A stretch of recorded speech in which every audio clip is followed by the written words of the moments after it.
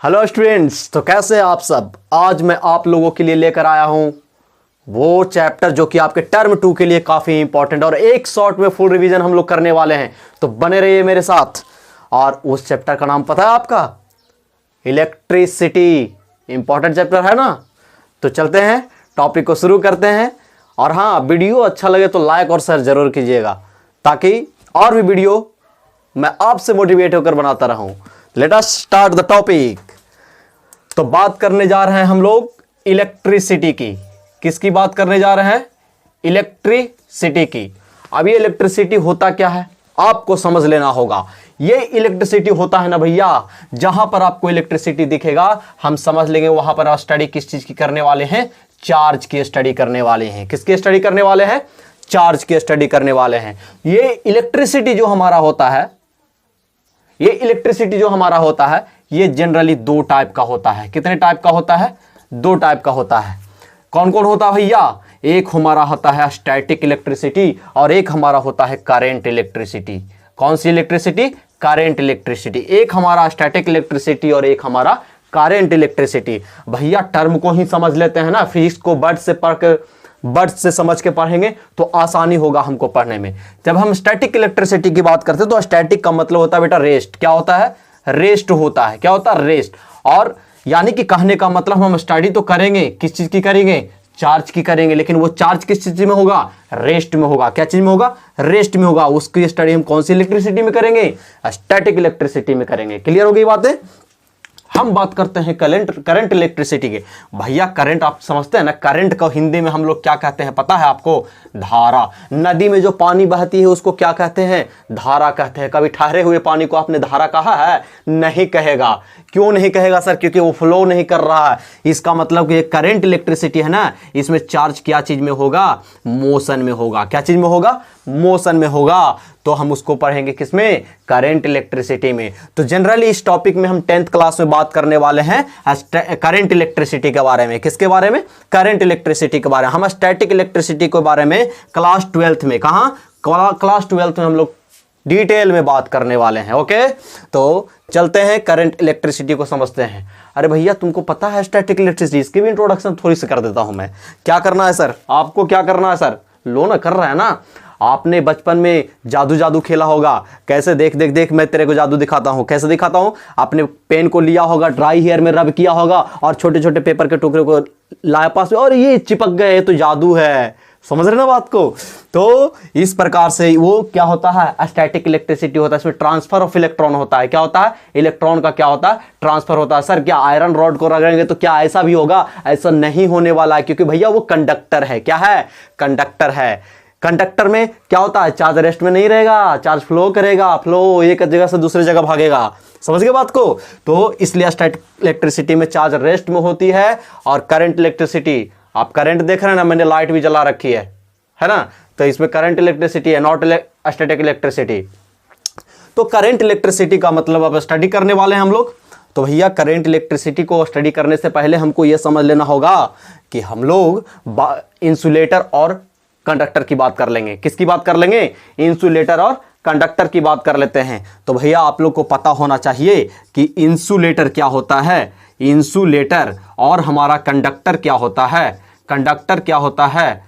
तो इंसुलेटर और कंडक्टर के बीच डिफरेंस को आसानी से समझेंगे, लेकिन एक चीज पहले जान लेना जरूरी है कि भैया हम जब स्टैटिक इलेक्ट्रिसिटी की बात करते हैं तो जनरली उसमें स्टडी करते हैं हम लोग किसकी? इंसुलेटर की। किसकी? इंसुलेटर की। ये मार्कर देख रहे हो ना, ये मार्कर इंसुलेटर है। क्या भैया? इंसुलेटर है। रगड़ दो ड्राई हेयर में, है ना, तेल लगा के अगर रगड़ा जाएगा, चिपका ना देगा। समझ रहे हैं?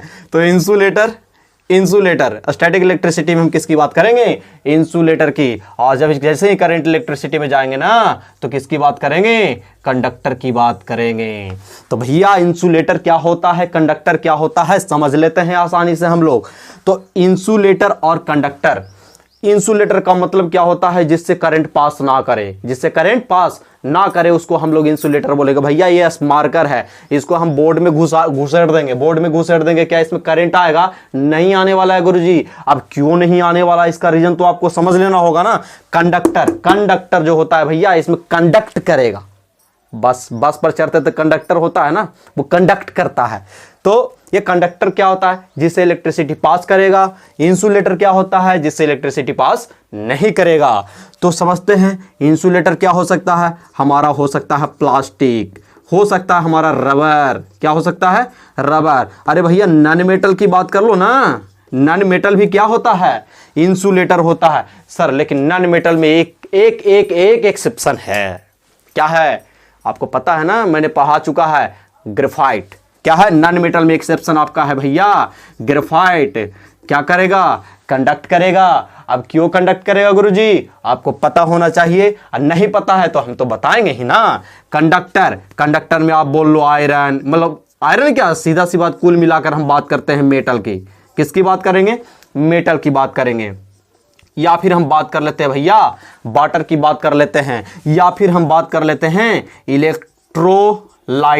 इलेक्ट्रोलाइटिक सॉल्यूशन की। इलेक्ट्रोलाइटिक सॉल्यूशन, जैसे कि आप किसी का भी सॉल्यूशन ले लीजिए, एक्वाज बेस ले लीजिए, एक्वाज एसिड ले लीजिए, या फिर पानी को नमक में मिला दीजिए, एकदम शरबत बना दीजिए पानी नमक का, समझ रहे हैं, तो वो इलेक्ट्रोलाइटिक सॉल्यूशन होता है। भैया ये कंडक्ट क्यों कर जाता है, आपको पता होना चाहिए कि ये साल्ट सॉल्यूशन जैसे ही वाटर में डिजोल्व होता है ना, वो आयंस फॉर्म कर जाते हैं।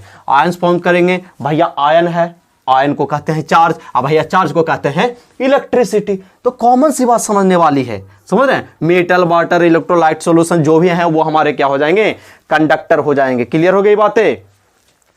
तो ये हो गई कंडक्टर और इंसुलेटर की बातें। अच्छा सर ये कंडक्ट क्यों करता है, अगर हम आयरन की बात करें तो आयरन इलेक्ट्रिसिटी को कंडक्ट कर रहा है। आप ये मार्कर पकड़ के रखे हैं, प्लास्टिक का है जो कंडक्ट क्यों नहीं कर रहा। अरे भैया आपको पता है, ये अगर ये कंडक्ट कर रहा है तो इसके अंदर क्या होगा, चार्ज होगा।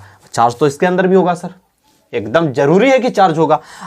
इलेक्ट्रॉन, प्रोटॉन और कोई भी एटम, कोई भी मैटर जो है बना होता है इलेक्ट्रॉन, प्रोटॉन और न्यूट्रॉन से। आपको पता होना चाहिए, इलेक्ट्रॉन पे नेगेटिव चार्ज, प्रोटॉन पे पॉजिटिव चार्ज, न्यूट्रॉन पे नो चार्ज। बाबा जी का लड्डू चढ़ा दो यहां पर। क्लियर है।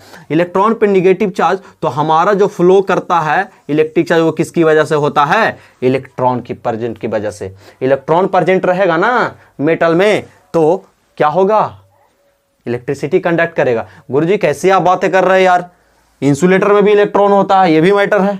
अरे भैया रुको जरा, इलेक्ट्रॉन है ना, ये इलेक्ट्रॉन में क्या होता है, फ्री इलेक्ट्रॉन होता है। कौन सा इलेक्ट्रॉन होता है, फ्री इलेक्ट्रॉन। ये कैसी बात आप कर रहे हो, फ्री इलेक्ट्रॉन क्या होता है समझ लो ना। Every atom is made up of 3 subatomic particles called electron, proton and neutron. You know very well electron revolves around a nucleus.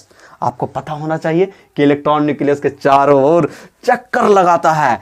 लो भैया लगा दो चक्कर, लेकिन आपको पता है कि एक ऐसा भी पोजीशन आता है, एक ऐसा भी पोजीशन आता है। ये न्यूक्लियस जो देख रहे हैं ना, ये न्यूक्लियस क्या करता है, सबको अपनी ओर बांध के रखता है, अपनी ओर क्या करके रखता है, सब इलेक्ट्रॉन को अपनी ओर बांध के रखता है। लेकिन एक ऐसा भी पोजीशन आता है जहां पर इलेक्ट्रॉनों को बांध के नहीं रखता है, पकड़ के नहीं रखता है, आए ही उछल जाता है। यही क्या हो जाता है, उछल जाता है और भागने लगता है। क्या करने लगता है, भागने लगता है। और इसी को हम लोग बोलते हैं फ्री इलेक्ट्रॉन। मान लीजिए हमारे लालू यादव के कितने बाल बच्चे थे, 9 गो बाल बच्चे थे, कंट्रोल खो बैठे बेचारे, समझ रहे हैं ना।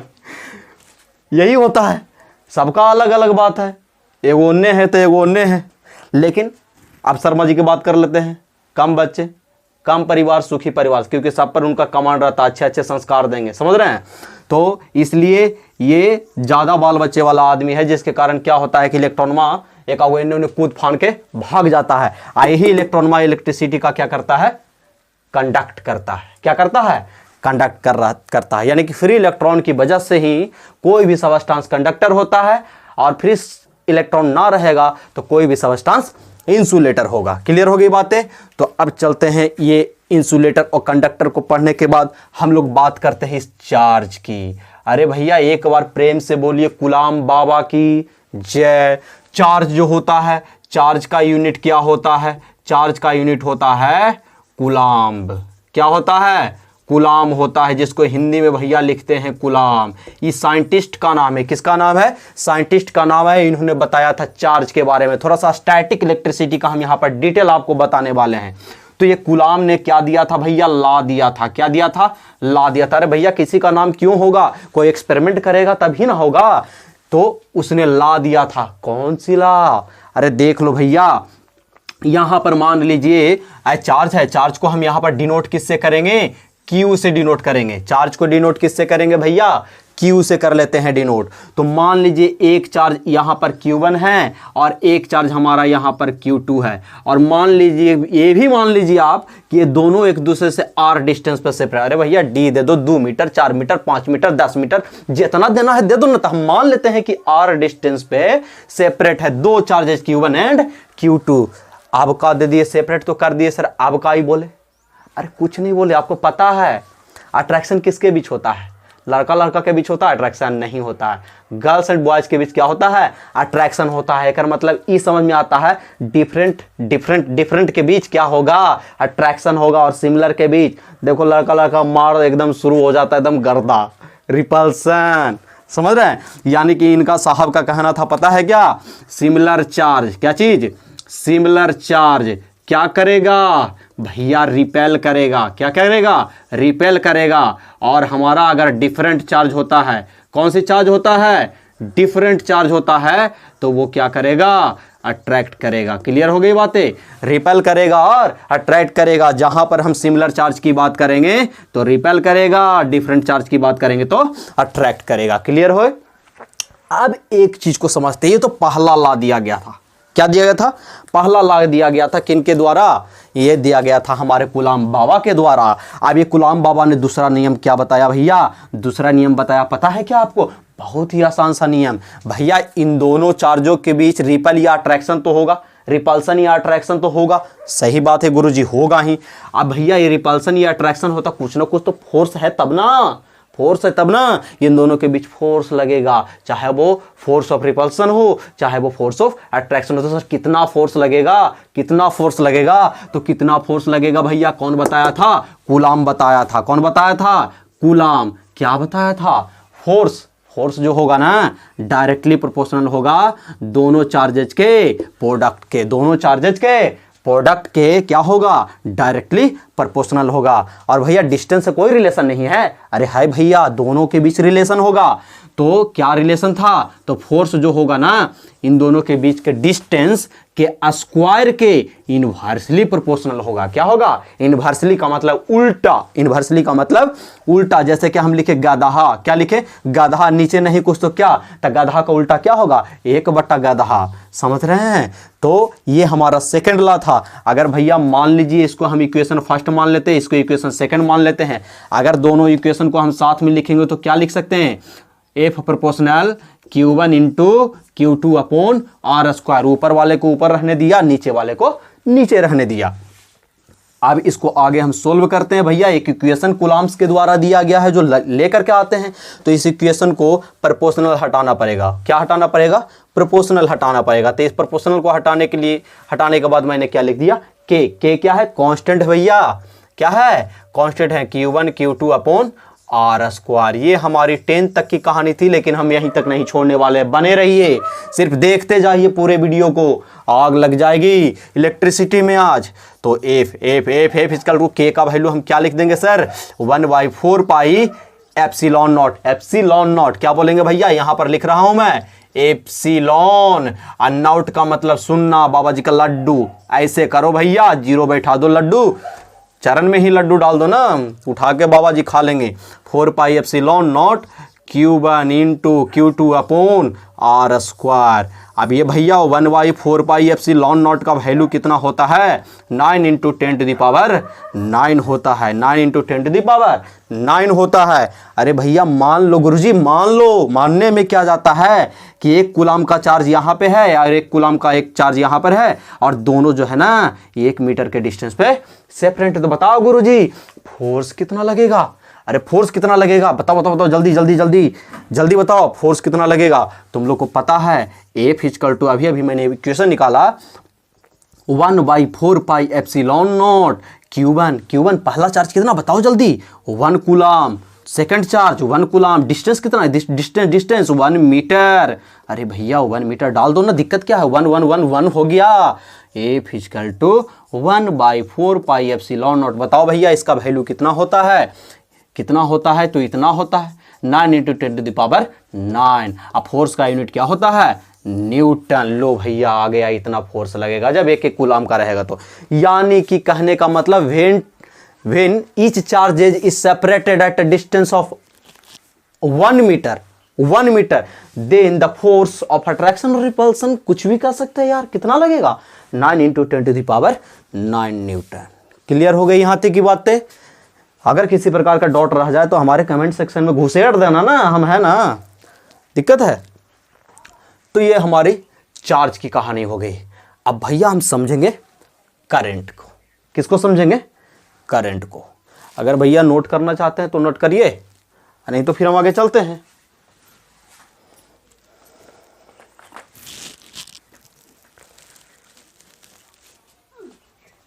चलिए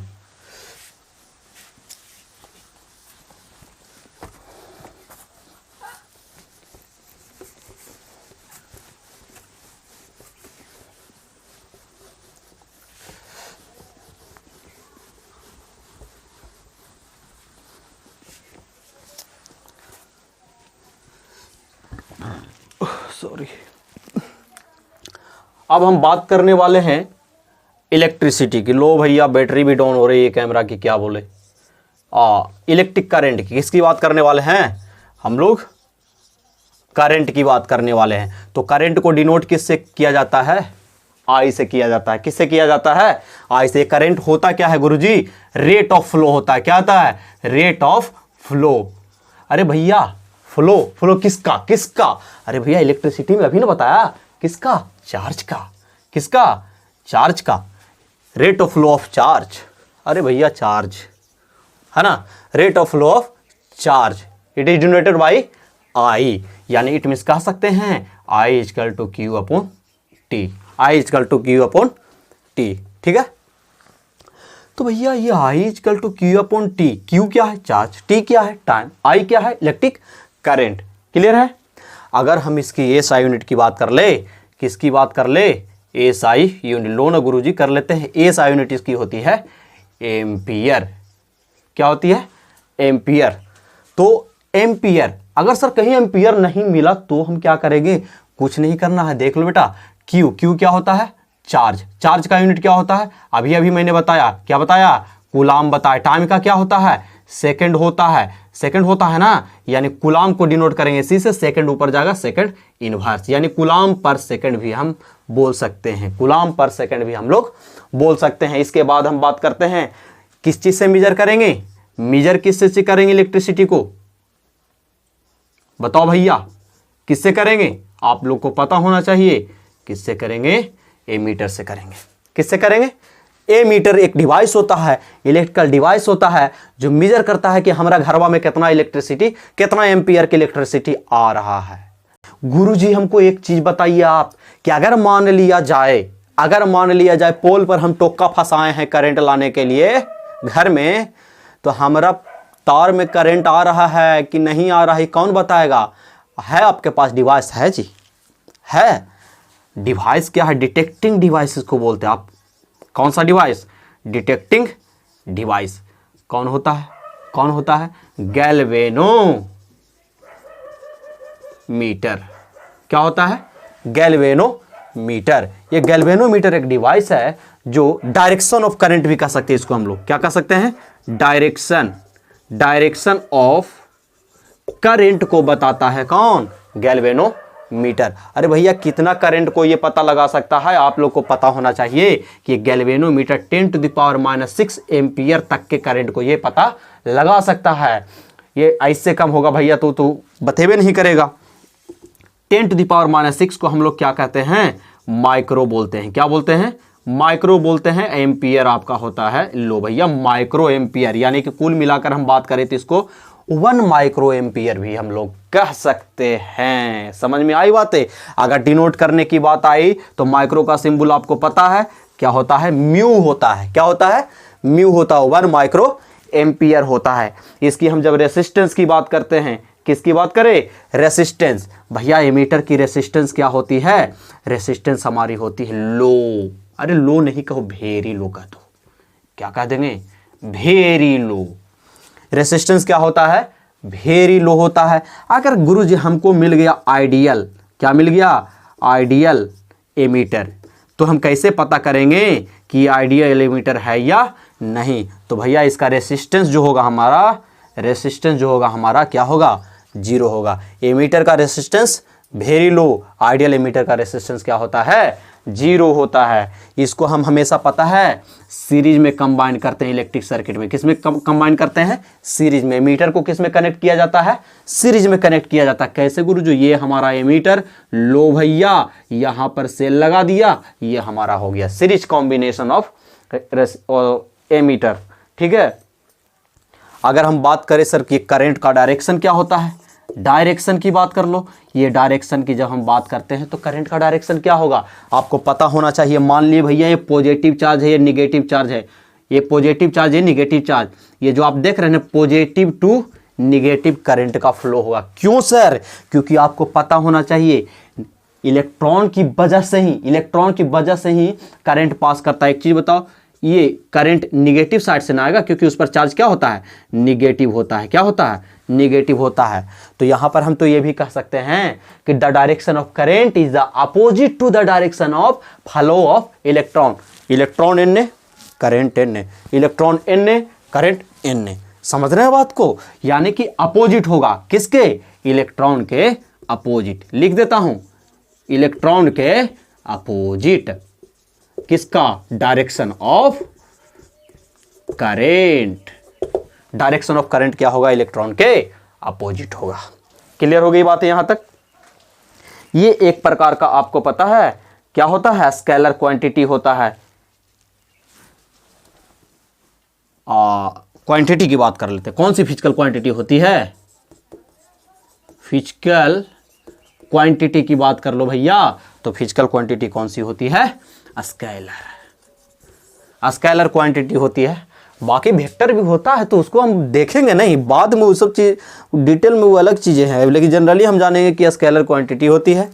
इलेक्ट्रिक करंट कैसी क्वांटिटी होती है, स्केलर क्वांटिटी होती है। स्केलर क्वांटिटी क्या है गुरुजी, स्केलर क्वांटिटी वो क्वांटिटी होता है ना जिसके पास सिर्फ और सिर्फ मैग्नीट्यूड होता है, कोई डायरेक्शन नहीं। डायरेक्शन होता है ना उसकी कहानी अलग है, वो कंडीशंस कुछ होते हैं, है ना, कुछ कंडीशंस होते हैं।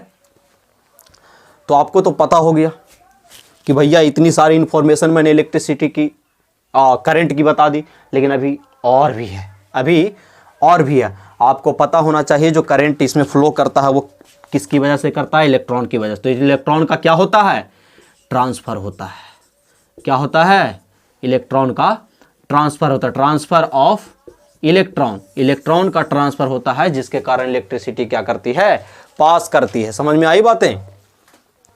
यूनिट तो आपको बता चुका है कि यूनिट क्या होता है, आप क्या होता है, कूलाम पर सेकंड होता है। अगर भैया आपसे कोई पूछ ले, आपसे कोई पूछ ले बताओ भैया कि I equal to Q upon T, तो तुमने बता दिया। अगर तुमसे बोल दे कि एम्पियर, एक एम्पियर को अगर आपको डिफाइन करने के लिए बोला जाए तो क्या होगा, अरे कुछ नहीं होगा, आराम से देखो ना यार, आई करंट है सर, गुरुजी एम्पियर लिख दो।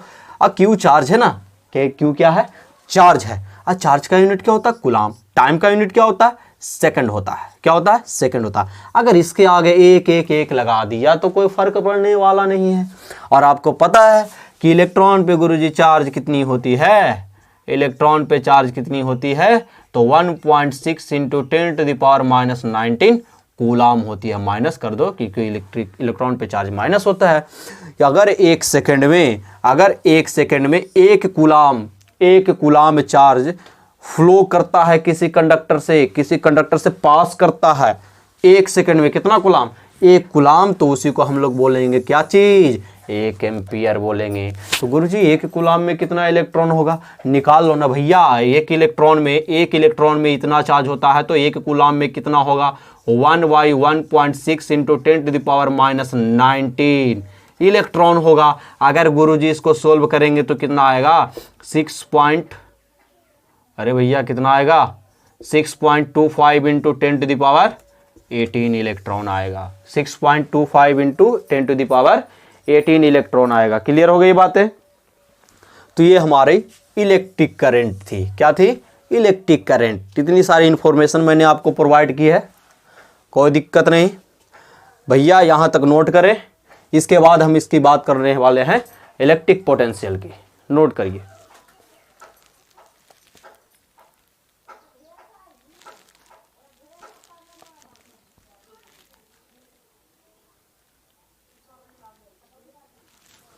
चलिए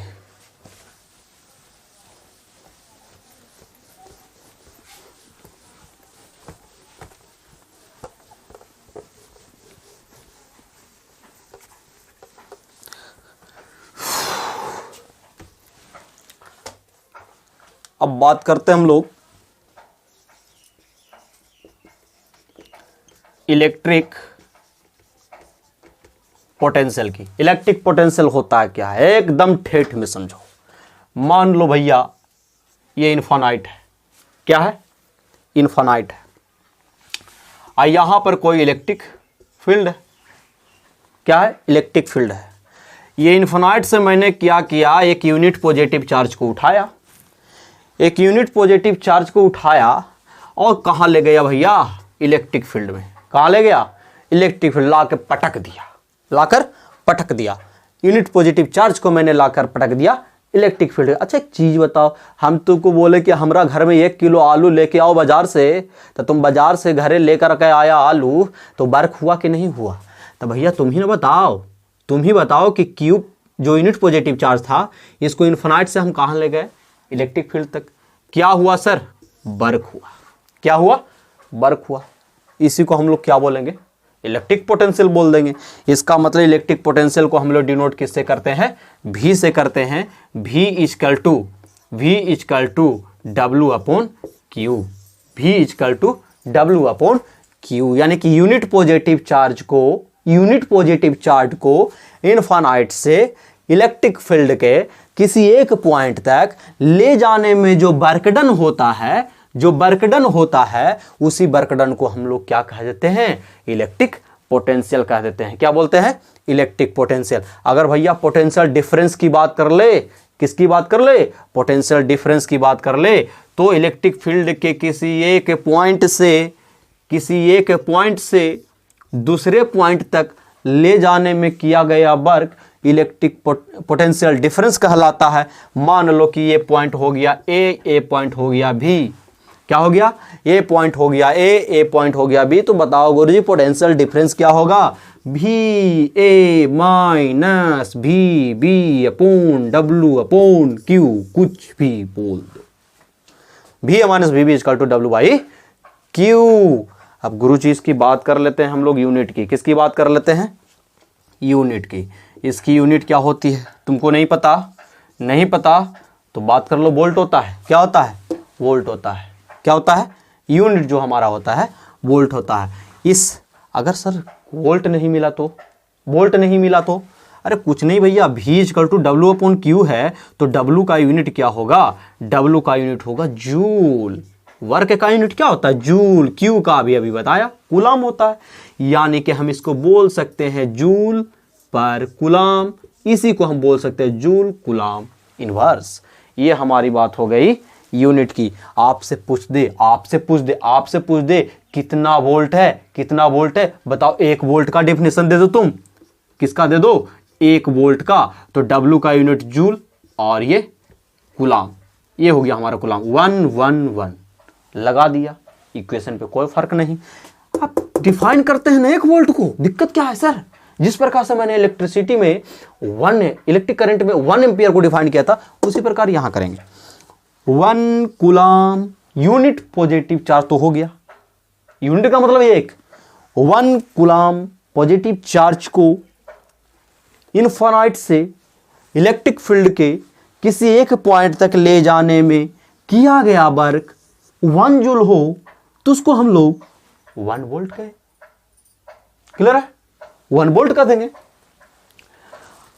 अब मीजर इसको किस चीज से करेंगे? कौन से डिवाइस से इसको मीजर करते हैं? आपको पता होना चाहिए। नहीं पता, बता दे रहे हैं। मीजर किससे करेंगे? तो भैया हम करेंगे वोल्ट मीटर से। किससे करेंगे? वोल्ट मीटर से। वोल्ट मीटर एक मेजरेबल डिवाइस होता है जो मेजर करता है किसको? इलेक्ट्रिक पोटेंशियल को मेजर। तो इसकी रेसिस्टेंस की जब हम बात करते हैं ना, तो इसकी रेसिस्टेंस क्या हो जाती है? हाई, वेरी हाई होती है इसकी रेसिस्टेंस। लेकिन अगर हम आपसे पूछे कि सर आइडियल जो होता है ना, आइडियल हमारा वोल्टामीटर होता है, आइडियल वोल्टामीटर जो होता है उसकी रेसिस्टेंस क्या होती है? इन्फिनिटी होती है। क्या होती है? इन्फिनिटी। क्लियर है? कौन सा ऐसा डिवाइस है, क्वेश्चन पूछता है, कौन सा ऐसा डिवाइस है जो किसी भी इलेक्ट्रिक सर्किट में पोटेंशियल, इलेक्ट्रिक पोटेंशियल को मेंटेन करके रखता है? तो battery is a device which maintain the, battery is a device which maintain the potential difference, maintain the potential difference। Battery एक डिवाइस है जो पोटेंशियल डिफरेंस को क्या करके रखता है? मेंटेन करके रखता है। तो हमने जान लिया इलेक्ट्रिसिटी के बारे में, इट मीन्स आई। फिर जाना इलेक्ट्रिक पोटेंशियल के बारे में, यानी भी। अरे भैया आई और भी के बीच कहीं रिलेशन बैठता है कि नहीं बैठता है? बैठता है ना गुरुजी, नोट करिए थोड़ा। चलते हैं, चलिए।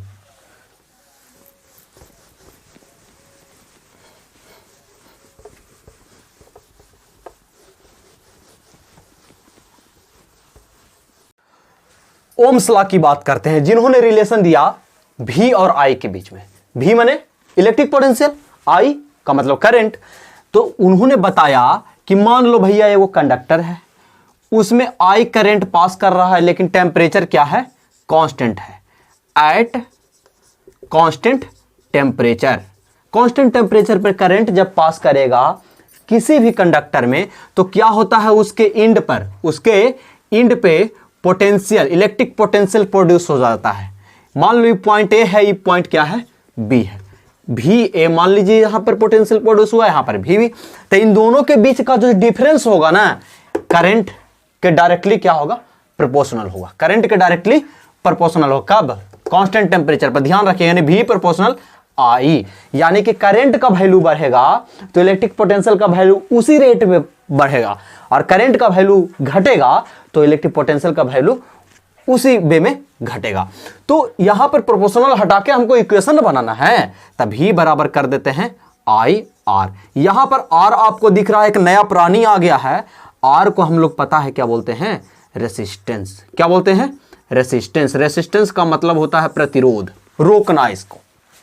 रेसिस्टेंस क्या होता है भैया? वो कोई आदमी का गुण होता है ना? कोई आदमी का क्या होता है? गुण। अरे भैया आदमी नहीं है, कंडक्टर की बात करेंगे हम लोग। किसकी बात करेंगे? कंडक्टर की। तो कंडक्टर की जो रेसिस्टेंस होती है ना, वो एक प्रॉपर्टी होती है। हर एक जो होता है कंडक्टर, उसकी अलग अलग रेसिस्टेंस होती है। जैसे कि बात कर लो तुम सिल्वर की, इसकी रेसिस्टेंस बहुत कम होगी, इसलिए अच्छा कंडक्टर होता है। उसके बाद हम बात करते हैं कॉपर की, इससे ज्यादा इसका रेसिस्टेंस, इससे ज्यादा रेसिस्टेंस किसका? एल्युमिनियम का, इससे ज्यादा रेसिस्टेंस आयरन का। ऐसा ही कुछ होता है। ठीक है, यानी कि कहने का मतलब ये हुआ कि सर रेसिस्टेंस और करंट के बीच क्या रिलेशन है? तो तुम देख लो कि I इक्वल टू क्या होगा? V अपॉन R, यानी कि I प्रोपोर्शनल 1/R, यानी कि I और रेसिस्टेंस के बीच यही रिलेशन है। अगर रेसिस्टेंस ज्यादा होगा, करंट उससे कम पास करेगा। अगर रेसिस्टेंस कम रहा तो करंट ज्यादा पास करेगा। तो सर रेसिस्टेंस क्या होता है सर? तो रेसिस्टेंस जो होता है प्रॉपर्टी होता है किसी भी मटेरियल की क्या होती है? प्रॉपर्टी होता है जो क्या करता है? अपोज करता है किसको? इलेक्ट्रॉन को, कि हमरा से होके तू ना जो, हम ना जाए देवो। इलेक्ट्रॉन ताकतवर रहता था, जाता है, और हमें दोनों में एकदम मारा मारी होता है, एकदम पटका पटकी होता था। क्या होता है कि कंडक्टर जो हो जाता है गर्म हो जाता है। कंडक्टर क्या हो जाता है? गर्म हो जाता है, हीट हो जाता है। कहने का मतलब ये हुआ कि अगर करंट कम जाएगा, वो रेसिस्टेंस ज्यादा रहेगा तो हीट ज्यादा प्रोड्यूस होगा। रेसिस्टेंस कम रहेगा, हीट ज्यादा, करंट ज्यादा जाएगा तो हीट कम प्रोड्यूस होगा। क्लियर हो गई बातें? तो रेसिस्टेंस जो होता है किसी भी ऑब्जेक्ट का प्रॉपर्टी होता है, किसी मटेरियल का, जो अपोज करता है फ्लो ऑफ इलेक्ट्रॉन को, अपने से होकर जाने नहीं देता है। तो सर ये रेसिस्टेंस जो हमारा किन किन फैक्टर पे डिपेंड करता है? रेसिस्टेंस कोई ना कोई तो ऐसा फैक्टर होगा जिस पे डिपेंड करता होगा सर, तो करता है ना जी। तो पहला जो होगा हमारा वो नेचर ऑफ द मटेरियल पे, किस पे करता है? नेचर ऑफ द मटेरियल, मतलब वो किस चीज का बना हुआ, वो सिल्वर का बना है, कॉपर का बना है, एल्युमिनियम का बना है, आयरन का बना है, कंडक्टर किसका बना है, जिस पर डिपेंड करता है। सिल्वर का बनेगा, इसका मतलब इसका रेसिस्टेंस कम है। अगर कॉपर का रहेगा तो कॉपर का सिल्वर से ज्यादा है, समझ रहे हैं। दूसरी बात है, ये डिपेंड करता है किस पर? टेम्परेचर पे डिपेंड करता है। किस पे डिपेंड करता है? टेम्परेचर पे। कैसे सर? अगर मान लिया जाए कोई कंडक्टर है, क्या है? कंडक्टर है, अगर टेम्परेचर इंक्रीज किया है ना, तो इस कंडीशन में इसकी रेसिस्टेंस भी क्या करेगी? इंक्रीज करेगी। अगर सेमी कंडक्टर है, क्या है? सेमी कंडक्टर है, तो टेम्परेचर इंक्रीज करेगा ना, तो रेसिस्टेंस क्या करेगा? डिक्रीज करेगा। कहने का मतलब टेम्परेचर बढ़ने से कंडक्टर का रेसिस्टेंस इंक्रीज होगा, मतलब करंट कम जाएगा। सेमीकंडक्टर टेम्परेचर इंक्रीज करेगा, रेसिस्टेंस कम जाएगा, एक रेसिस्टेंस कम होगा, इसका मतलब करंट ज्यादा जाएगा। क्लियर होगी बातें? सर ऐसा क्यों होता है कि कंडक्टर में टेम्परेचर बढ़ने से रेसिस्टेंस बढ़ जाता है? तो भैया आपको पता है कि कंडक्टर में बहुत ही ज्यादा क्वांटिटी में फ्री इलेक्ट्रॉन होते हैं, तो जब उसमें इलेक्ट्रिसिटी देंगे, जब उसके टेम्परेचर को इंक्रीज करेंगे ना हम, तो क्या होगा कि उनके पार्टिकल्स के बीच में काइनेटिक एनर्जी ज्यादा हो गया, वो कूद फान करके उन्हें वाइब्रेशन ज्यादा प्रोड्यूस कर देंगे। वाइब्रेशन ज्यादा यदि प्रोड्यूस होगा तो इलेक्ट्रॉनमा को डिस्टर्बेंस ना होगा आने जाने में। इलेक्ट्रॉनमा को डिस्टर्ब होगा तो करंट वो बढ़िया से जाएगा? नहीं जाएगा। लेकिन सेमीकंडक्टर में क्या होता है कि बहुत कम ही होता है फ्री इलेक्ट्रॉन, तो जैसे ही हीट इसमें देंगे ना, मतलब टेम्परेचर जैसे ही इसका बढ़ाएंगे हम, तो क्या होगा कि और भी फ्री इलेक्ट्रॉन इसमें निकल जाएंगे और भागने दौड़ने लगेंगे, जिसके कारण रेसिस्टेंस इसका कम जाता है और करंट ज्यादा फ्लो करने लगता है। ये दो कंडीशन। तीसरी कंडीशन की हम बात करते हैं, तो तीसरा कंडीशन जो होता है, रेसिस्टेंस डिपेंड करता है लेंथ पे, length of the wire, length of the conductor. मतलब जितना ज्यादा लंबाई रहेगा उतना ज्यादा रेसिस्टेंस कम होगा, जितना लंबाई छोटा रहेगा, सॉरी क्या हम बोल दिए, जितना ज्यादा लेंथ रहेगा उतना ज्यादा रेसिस्टेंस, जितना कम लेंथ उतना कम रेसिस्टेंस। यानी कि लेंथ ज्यादा तो रेसिस्टेंस भी ज्यादा, लेंथ कम तो रेसिस्टेंस भी कम। कैसे कह देंगे सर? मान लो कि वो बैटरी ले लो, क्या ले लो? बैटरी ले लो। उसमें अब डीसी पंखा जानते हैं ना, डीसी पंखा एकदम टेबल फैन वाला जरी को लगा दीजिए, एगो इतना लंबा तार में लगा दीजिए, एगो 10 फीट 12 फीट के तार में लगा दीजिए। आप ऑब्जर्व कीजिएगा ना कि 10-12 फीट वाला जो तार है और से जो पंखा चला रहे हैं वो बैटरी से, तो वो थोड़ा सा धीरे घूम रहा है, और नजदीक वाला पंखा जो है ना तेजी से घूम रहा है। आखिर वो धीरे काहे घूम रहा है? एक मतलब उसको करंट उतना नहीं मिल पा रहा है, और नजदीक वाला के करंट ज्यादा मिल रहा है, समझ रहे हैं ना? इसलिए नजदीक वाला तेज चल रहा है, दूर वाला धीरे चल रहा है। तो इसलिए लेंथ पर भी रेसिस्टेंस डिपेंड करेगा। अरे भैया रेसिस्टेंस व करंट के बीच तो रिलेशन जानवे ना करते हैं। चौथी फैक्टर क्या होती है भैया? रेसिस्टेंस डिपेंड करता है एरिया ऑफ क्रॉस सेक्शन पे। एरिया ऑफ क्रॉस सेक्शन मतलब कितना मोटा तार है, कितना मोटा तार है उस पर डिपेंड करता है। तार मोटा रहेगा रेसिस्टेंस कम रहेगा, तार पतला रहेगा रेसिस्टेंस ज्यादा रहेगा। क्लियर होगी बातें? तो इसलिए देखते हैं फ्यूज जो लगता है और पतला तार देवल जाता है, इसलिए कि जल्दी हीट हो जाए और ज्यादा करंट जाए तो टूट भी जाए।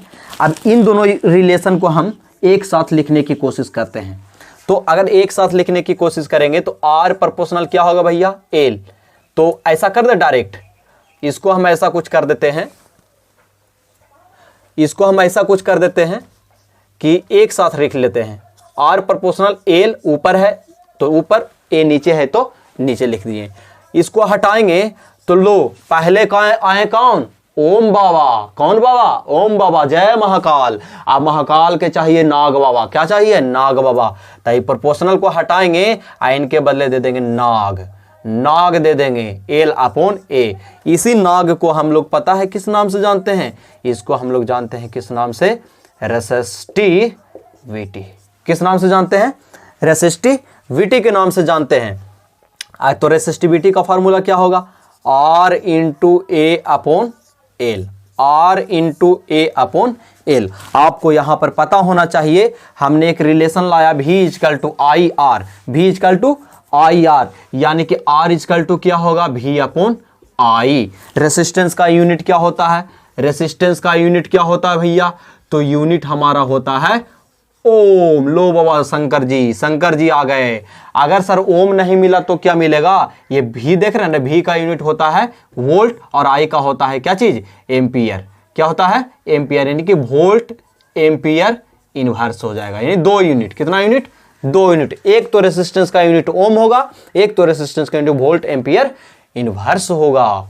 समझ रहे हैं। तो आपसे यदि कोई पूछता है, बताओ भैया कि 1 ओम को डिफाइन करो, तो कर लो।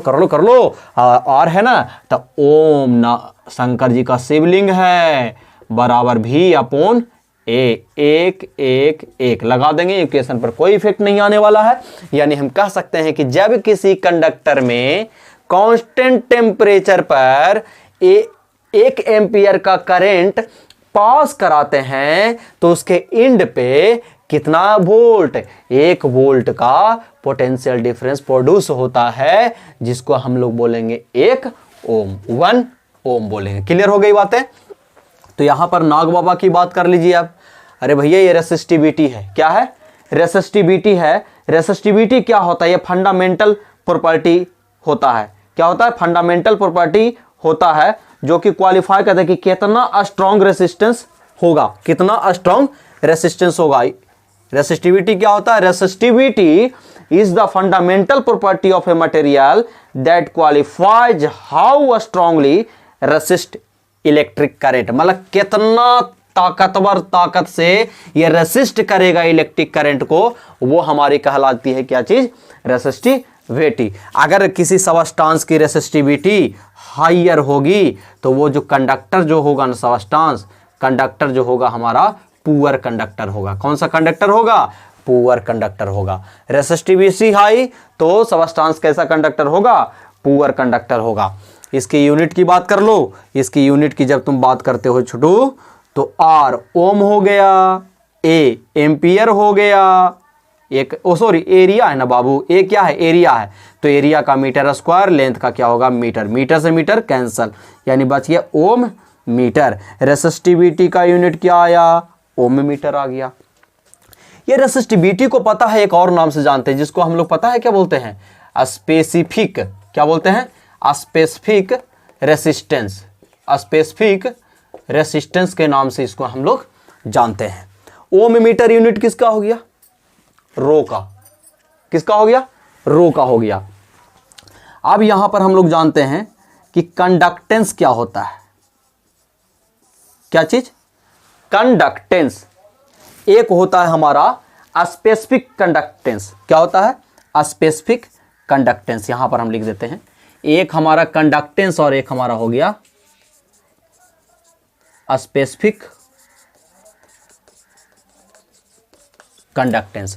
कुछ नहीं, कंडक्टेंस उल्टा होता है रेसिस्टेंस का, तो 1/R हो गया, क्या हो गया, 1/R। और स्पेसिफिक कंडक्टेंस उल्टा होता है रेसिस्टिविटी का, 1/नाग बाबा, 1/नाग बाबा। यानी कि रेसिस्टिविटी का उल्टा स्पेसिफिक कंडक्टेंस, और कंडक्टेंस रेसिस्टेंस का उल्टा हो गया। तो इसका यूनिट आपसे पूछ देगा, यूनिट आपसे पूछ देगा तो क्या होगा, 1/ओम। ओम जाएगा कहां, ऊपर। इसको सीमेन भी इसका यूनिट होता है, क्या होता है, सीमेन भी इसका यूनिट होता है। याद रखिएगा, ओम इनवर्स, ओम के उल्टा, ओम के उल्टा, समझ रहे हैं। स्पेसिफिक कंडक्टेंस का यूनिट आपसे पूछेगा तो क्या होगा, 1/ओम मीटर बराबर ओम इनवर्स मीटर इनवर्स। ये थी हमारी ओम्स लॉ की कंप्लीट कहानी। क्लियर हो गई बात है। इसका कुछ एप्लीकेशन है तो समझेंगे इसको, है ना। तो आपको पता होना चाहिए कि इसके एक्सपेरिमेंट को करने के लिए हम क्या करेंगे भैया। सबसे पहले हम कहां पर लिखें, जगह तो दिख जाओ हमको, छोटा सा जगह हम खींचने की कोशिश करते हैं, ठीक है। थोड़ा सा आप केयर कीजिएगा यहां पर, नहीं तो नोट करिए ना, हम थोड़ा सा बता देते हैं, नोट करिए।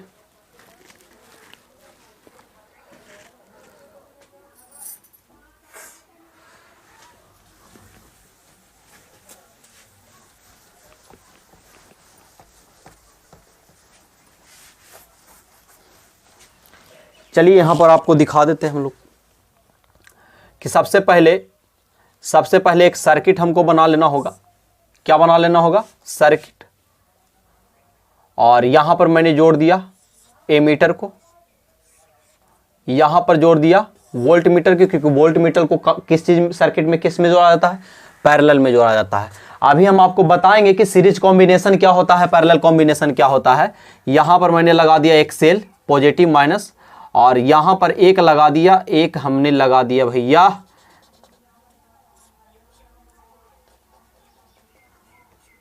Variable resistance. इसको हम लोग क्या बोलेंगे? Variable resistance. वेरिएबल रेसिस्टेंस का सिंबल इस प्रकार से होता है, कट्टल रहेगा, मतलब कि ये रेसिस्टेंस को हम घटा सकते हैं और बढ़ा सकते हैं। इसमें एक रेसिस्टेंस डाल दीजिए, कंडक्टर का अपना रेसिस्टेंस होगा। यहां से हम क्या करते हैं कि आई करंट को पास करा देते हैं। आई करंट को क्या करते हैं? पास करा देते हैं। मन है का को बॉल लगा दो के जो परी का दिक्कत है, लो बॉल लगा दिया, देख रहा है बॉलवा। अब देखो इसके बीच हम ग्राफ खींचेंगे। आपको पता है कि V प्रोपोर्शनल I होता है, यानी करंट बढ़ेगा तो V का वैल्यू भी क्या होगा? उसी रेशियो बढ़ेगा। अगर मान लिया जाए हम 2 एम्पियर का करंट दिए हैं तो 4 वोल्ट आया है ना, तो 4 एम्पियर का देंगे, चलो 3 एम्पियर का दे देते हैं, तो 3 एम्पियर का देंगे तो कितना आएगा? 6 वोल्ट आएगा। 4 एम्पियर का देंगे तो 8 वोल्ट आएगा। रीडिंग बताएगा आपको, मिला दीजिए ऐसे। ग्राफ कुछ ऐसा होगा हमारा, ग्राफ कुछ ऐसा होगा। सर ये करंट का वैल्यू घटाएंगे बढ़ाएंगे कैसे सर? अरे बाबू यहाँ पर वेरिएबल रेसिस्टेंस हम दे दिए हैं। एक चीज तुम बताओ कि ऐसे ऐसे ऐसे ऐसे ऐसे यहाँ पर अगर रखते हैं तो हमारा इतना रेसिस्टेंस हो गया, यहाँ पर इसको ला करके रखे थे इतने ही ना होगा, फिर यहाँ पर ला के रखे तो कमते गया, रेसिस्टेंस कम रहा है, मतलब करंट का वैल्यू क्या हो रहा है? बढ़ रहा है। इस प्रकार से करंट के वैल्यू को इंक्रीज और डिक्रीज हम वेरिएबल रेसिस्टेंस का यूज करके कर सकते हैं। तो ये हमारी हो गई एप्लीकेशन, ये हमारी हो गई पूरी ओम्स लॉ। ओम्स लॉ में हमने पढ़ा रेसिस्टेंस के बारे में। अब हम जानते हैं grouping of resistance. Grouping of resistance, sir ये ग्रुपिंग ऑफ रेसिस्टेंस करते क्यों हैं? अरे भैया करते हैं इसलिए ना, करंट के वैल्यू को इंक्रीज और डिक्रीज करने के लिए, करंट के वैल्यू को इंक्रीज और डिक्रीज करने के लिए करते हैं ग्रुपिंग ऑफ रेसिस्टेंस। तो किस कंडीशन में इंक्रीज करेगा करंट का वैल्यू, किस कंडीशन में डिक्रीज करेगा, तो हम देख लेते हैं। यहां इसके बाद देखिए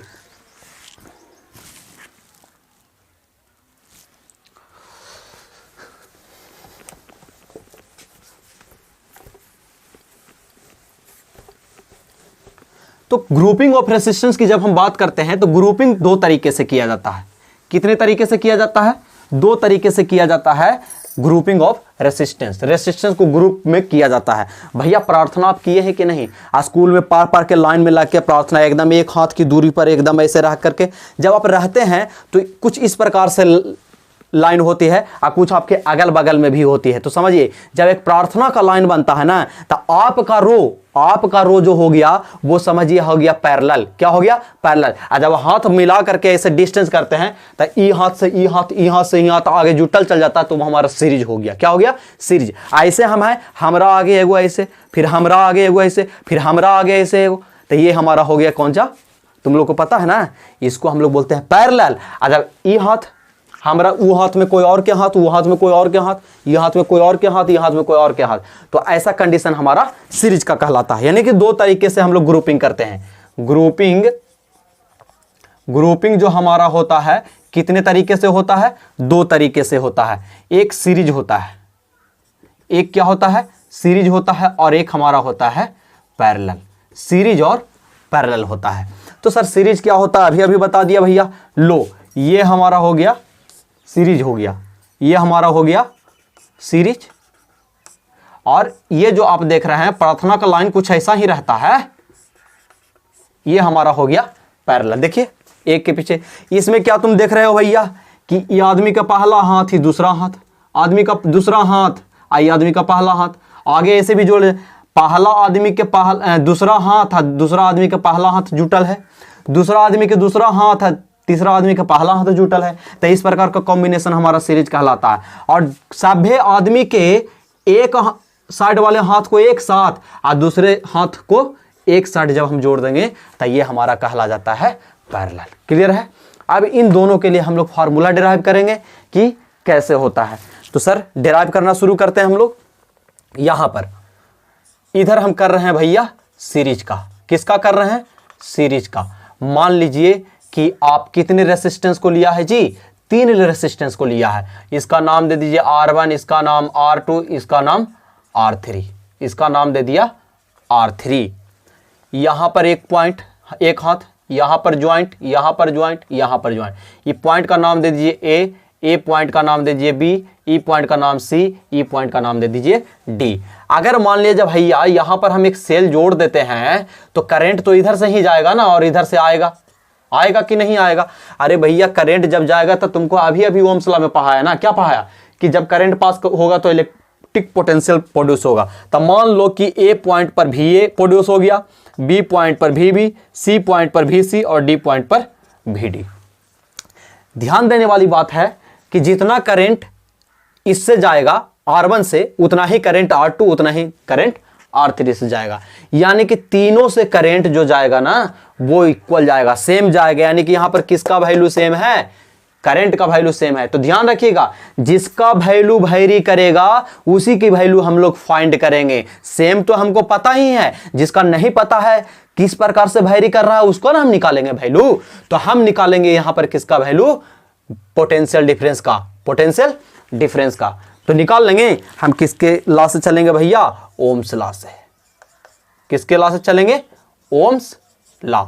ओम्स लॉ क्या होता है भैया? अभी तुमको बताया, V equal to I R, V equal to I R. अब तीनों रेसिस्टेंस है इसमें, तो R1 R2 R3 करके निकालेंगे। यानी कि लिखेंगे हम लोग फोर क्या चीज? First resistance. फर्स्ट रेसिस्टेंस क्या होगा बताइए? V का वैल्यू क्या होगा R1 के लिए? तो VA माइनस VB। इसका करंट का वैल्यू तो क्या होगा? I होगा। R क्या है? R1 है। इसको मान लीजिए इक्वेशन 1। फॉर सेकंड के लिए उसी प्रकार कीजिए, क्या होगा? VB minus VC, VB minus VC equal to क्या हो जाएगा? IR2। फॉर थर्ड के लिए आप क्या करेंगे? तो VB minus VC equal to IR2। इसको मान लीजिए equation 3। VB minus VC, sorry VC minus VD, VC minus VD। अब क्या कीजिए? तीनों इक्वेशन को जोड़ दीजिए। क्या करेंगे? जोड़ देंगे। Adding equation 1 + 2 + 3। बोलो भैया तीनों को जब जोड़ेंगे तो क्या होगा? VB कैंसिल, VC कैंसिल, बच गया हमारा क्या चीज? VA minus VD equal to, देखिए सभी में I कॉमन है तो I ले लेंगे कॉमन, तो R1 + R2 + R3। क्लियर है भैया? हम इतना रेसिस्टेंस काहे जोड़ेंगे? इसके बदले क्यों ना एक ऐसा रेसिस्टेंस जोड़ दिया जाए जो सभ्य के बदले काम करे, जिसको हम लोग इक्विवेलेंट रेसिस्टेंस बोलेंगे। कौन सा रेसिस्टेंस बोलेंगे? इक्विवेलेंट, सब रेसिस्टेंस के बराबर एकलौता रेसिस्टेंस R। इससे करंट क्या जाएगा? I जाएगा। क्या जाएगा? I। ई पॉइंट A है और ई पॉइंट क्या है हमारा? D है। तो इस पर क्या होगा? VA पोटेंशियल और इस पर VD। तो यहां पर क्या लिखेंगे हम? 4 इक्विवेलेंट रेसिस्टेंस। ठीक है, 4 इक्विवेलेंट रेसिस्टेंस क्या होगा? VA minus VD equal to IR। यहां पर इसको मान लीजिए इक्वेशन 4 और इसको यहां पर मान लीजिए इक्वेशन 5 फ्रॉम। चलिए भैया इक्वेशन 4 एंड 5 से क्या आपको नहीं लगता है, आपको नहीं लगता है कि इसका LHS बराबर है? LHS बराबर है तो RHS भी क्या होगा? बराबर होगा। IR equal to I into R1 + R2 + R3। I से I cancel, R equal to R1 + R2 + R3। ये हमारा निकल गया ग्रुपिंग ऑफ रेसिस्टेंस यानी सीरीज कॉम्बिनेशन का फॉर्मूला। अगर सर nth रेसिस्टेंस के रिले रहे तो क्या करेंगे हम लोग? Rn equal to R1 + R2 + R3 ... Rn। ये हमारी सीरीज कॉम्बिनेशन की बात है। इस कंडीशन में आप जोड़िए कि सर करंट का वैल्यू इंक्रीज करेगा कि डिक्रीज करेगा। पहले इसको जानने से पहले हम निकाल लेते हैं पैरेलल वाली, है ना। पैरेलल वाला में देख लीजिए क्या होता है। पैरेलल वाला में ये क्या आ गया बीच में, चलो रहने दो उसे आराम से।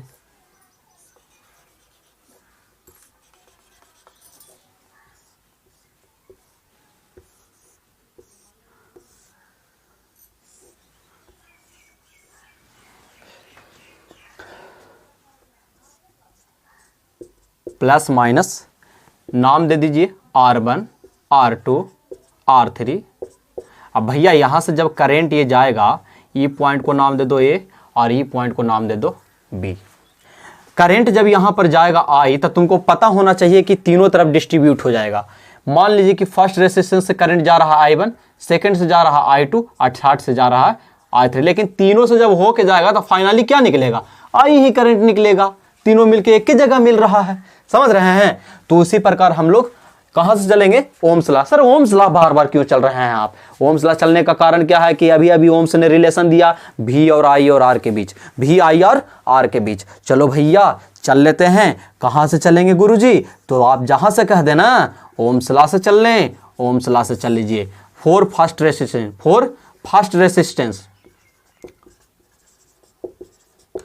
रेजिस्टेंस के लिए आप क्या करोगे जी, क्या करोगे, बताओ जल्दी, बताओ जल्दी। अरे भैया जिसका वैल्यू हमको पता नहीं है उसी का वैल्यू निकाल लेना है।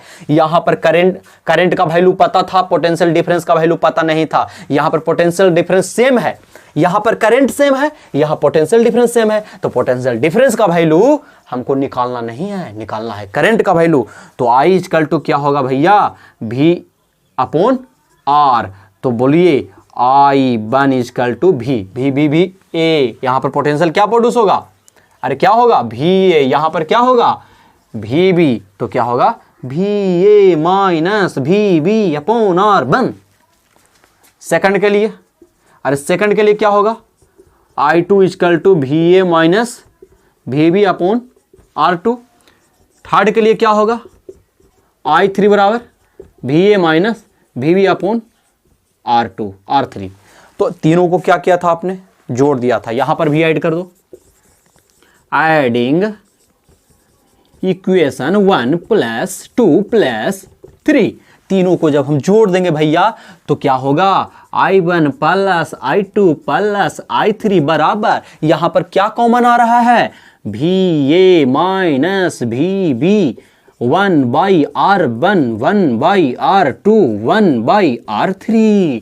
क्लियर है। क्या तुमको नहीं लगता है कि ये तीनों के बदले हम I पुट कर सकते हैं, तो कर दीजिए ना सर। आपको जब दिक्कत नहीं हो रही है तो हमें क्या दिक्कत होगी, हमें दिक्कत नहीं होगी। तो क्या होगा I equal to VA minus VB into 1/R1 1/R2 1/R3।